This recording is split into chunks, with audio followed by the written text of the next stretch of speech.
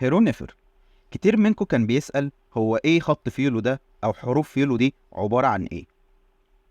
خط فيلو هو نظام كتابة جديد نيو رايتنج سيستم، وحروف حديثة اخترعها فيلو ألكسندر الثاني علشان يسهل على المصريين الحاليين التعامل بالعلامات الهيروغليفية ذات الصوت الواحد، عن طريق انه حاول يدمج بين شكل الحرف العربي وشكل العلامة الهيروغليفي ذات الصوت الواحد الشبيهة بصوت الحرف العربي.